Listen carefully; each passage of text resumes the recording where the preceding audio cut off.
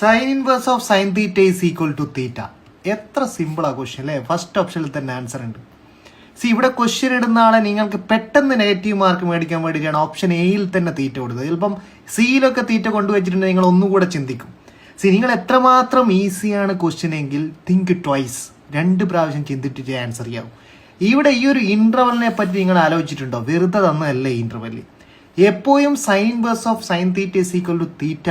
നിങ്ങൾക്ക് തീറ്റയായി ആൻസർ ചെയ്യണമെങ്കിൽ ആ theta minus theta must belongs to closed interval -π/2 to closed interval π/2. ഇതാണ് സൈൻ ഇൻവേഴ്സ് എക്സിന്റെ റേഞ്ച്. ഇത് തീറ്റ ഈ റേഞ്ചിനുള്ളിൽ വന്നാൽ മാത്രമേ തീറ്റ ആൻസർ എഴുതാൻ പറ്റത്തുള്ളൂ. So this is wrong. So you have to convert into this interval. അതിനാണ് നമ്മൾ സൈൻ തീറ്റ മാറാത്ത ആൻസർ മാറാത്ത വാല്യൂ എവിടെയൊക്കെയാണ്? തീറ്റ π- തീറ്റ. ഇതിലൊക്കെ സൈൻ തീറ്റ വാല്യൂ മാറുമോ?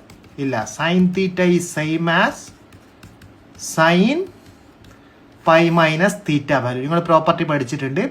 അങ്ങനെയാണെങ്കിൽ നിങ്ങൾക്ക് ഈ സൈൻ ഇൻവേഴ്സ് ഓഫ് സൈൻ തീറ്റന എങ്ങനെയും കൂടെ എഴുതാം. Sine inverse of sine π- theta. ഇവിടെ നിങ്ങൾ നോക്കിയാൽ π- theta belongs to closed interval -π/2 to closed interval π/2. കാരണം തീറ്റയുടെ വാല്യൂ എത്രയാണ്? π/2 ആവുമ്പോൾ എത്ര വരും? π- എത്ര വരും? π/2 കിട്ടും. when theta is equal to 3π/2 ആവുമ്പോൾ π-3π/2 എത്ര വരും?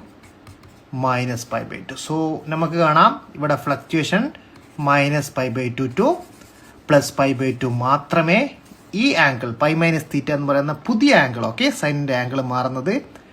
അതുകൊണ്ട് ഈ π- തീറ്റ നമുക്ക് ധൈര്യമായിട്ട് ആൻസർ ചെയ്യാം. കാരണം π- തീറ്റ എക്സാക്ട്ലി നമ്മളെ സൈൻ ഇൻവേഴ്സ് എക്സിന്റെ റേഞ്ചിന്റെ ഉള്ളിൽ വരുന്ന വാല്യൂസ് ആണ്. ഓക്കെ, സോ π/2 ടു 3π/2 ഇന്റർവെൽ ഉള്ളത് കൊണ്ട് അത് ശ്രദ്ധിക്കണം. ഈ തീറ്റ -π/2 ടു π/2 ആംഗിൾ വന്നാൽ മാത്രമേ, ഇവിടെ ഏത് തീറ്റ ആയിക്കോട്ടെ, π- തീറ്റ, π+2 + തീറ്റ, ഏത് വന്നാലും ഈ ആംഗിൾ ആക്കിയാൽ മാത്രമേ നമുക്ക് ആൻസർ കിട്ടത്തുള്ളൂ.